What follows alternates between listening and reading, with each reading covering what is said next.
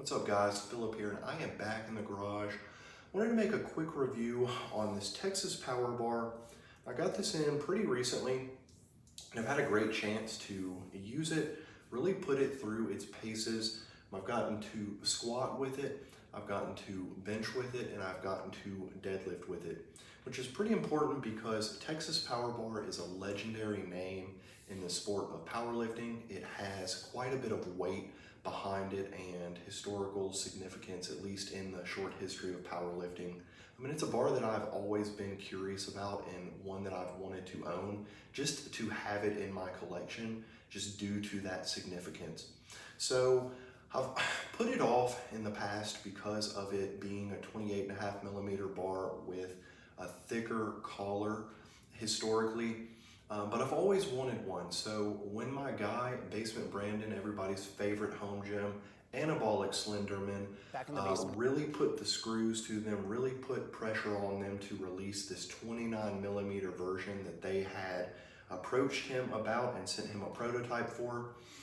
When they finally caved to that pressure and made this bar, I knew it was just a matter of time before I picked one up. And I've not been disappointed with it.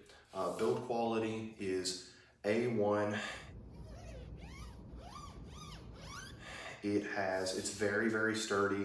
Has a little bit of play in the collars, but not that much. And I mean, that's not that big of a deal. Has an okay spin, and I don't want my power bars to really spin that much, because when you're benching heavy and squatting heavy especially, you don't want the bar rolling around in your wrists or in your hands, messing with your wrist on a bench press or rolling around on your back for a squat.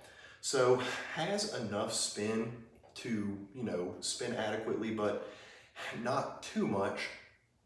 And it's just a beautiful bar. I mean, the fine details in this bar are really transparent, or apparent rather. You notice the termination marks on this bar look very good. The knurling comes out to almost the collar. There's like a small gap between the knurling and the start of the collar. So no grinding or anything like that. And it's just overall, it is a fantastically built bar. Now, as far as specs are concerned, it's pretty basic as a power bar. In fact, I mean, it's almost identical to an Ohio power bar, if you will. I've used an Ohio power bar since I started my gym. And so I've gotten a lot of use with it, and this one feels pretty similar as far as, the spacing between the rings is the same, which is a very big one for determining your grip for a lot of exercises. Space between the collars is, essentially the same. The total bar length is essentially the same. This is a 20-kilo bar, so about 44.1 pounds. So it's pretty standard on that. And as far as bars are concerned, especially power bars, there are only a few things that set them apart from each other, at least in my opinion. And that is knurling and overall style.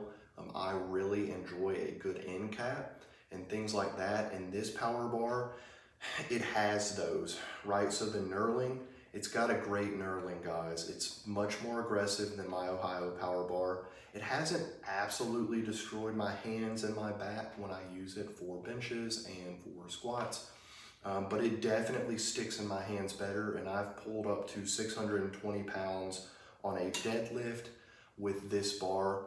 No straps. It was hook grip though, so it destroyed my thumbs, but it stuck. It dug in. And it didn't go anywhere. And that's what I really wanted as far as a bar that can really do all three lifts well. And this bar is that bar. It has the grip to stick on your back, to stick in your hands for bench press, and it definitely has that knurling to stick in your hands, really dig into your hands and not roll when you have a heavy deadlift that you are fighting with. So I really, really like the knurling. It is, it's not a mountain knurling. They chop the very ends of each point off. So I think Basement Brandon said it was more like a Rogue Aggro 2. So still has a slight volcano, but it is a much finer point than like an Ohio power bar, if you will. Great, feels grippy, but it also sticks in your hands, really digs in well on those heavy weights, and that is the biggest draw to this bar. I would also say, as far as this bar is concerned, they do still stick with the pin fastened collars and the recessed end caps. That's something that sets a Texas power bar apart. It's very iconic, and I'm very glad that they kept that on this bar. It's almost like when you take an old vintage muscle car and you update it, modernize it to where, you know, it performs even better, but it's still, you know what that name means. That's what it feels like when I use this bar. So it functions perfectly, works very well, and it has its own unique style. So as far as I am concerned, this bar, this is an easy buy. I mean, it's a no-brainer. If you're serious about lifting weights, it is a no-brainer. It's made in the USA. They offer it in bare steel, black zinc, and Cerakote as a shaft coating, and then they offer a bare steel collar and a chrome collar for the black zinc and bare steel shaft versions. I believe you can only pick chrome if you buy the Cerakote version. So has a few different options, and it's priced very, very well. I was looking at the Ohio Power Bar. Again, that is what you're probably going to see this compared to the most, because it has always been in that Goldilocks value zone with the quality versus the price. And a Cerakote Ohio Power Bar, it's going to come in base price at $355 as opposed to the $370 for this bar. But on the Ohio Power Bar, you're going to pay tax. You're also going to pay shipping. On this one, at least in my case, I only paid shipping. So this one came out to about $399, Cerakote shaft with the chrome sleeves. It is going to run me about $404 all in for the Cerakote Ohio Power Bar. And the Cerakote Ohio Power Bar has Cerakote sleeves, which I really do not like. I've had a Cerakote Ohio Power Bar. I have a Cerakote Ohio deadlift bar, and those sleeves mar and scar from the first workout. It looks like a tiger tail up and down the sleeve after the first workout, and that's something I really didn't like. These chrome sleeves have held up very, very well. I don't really see any substantial marks after using it, at least about 30 times now. And it's held up very well. Price, very, very affordable, made in the USA.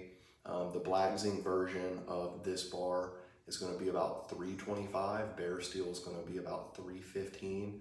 Black zinc is going to be about $354 all in, as opposed to about $339 for a black zinc Ohio Power Bar. So it's right in that range with the Ohio Power Bar. I just kind of see them as two equals but different. If you don't like an aggressive knurling as much, you're going to probably gravitate towards something like an Ohio Power Bar.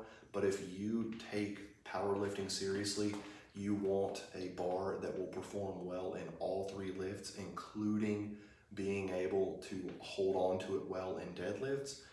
This bar, in my opinion, is a no-brainer. So just my opinion, wanted to bring that to y'all.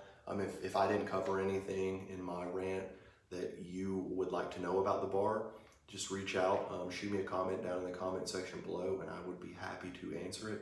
I appreciate you guys as always, and I'll catch you all on the next one.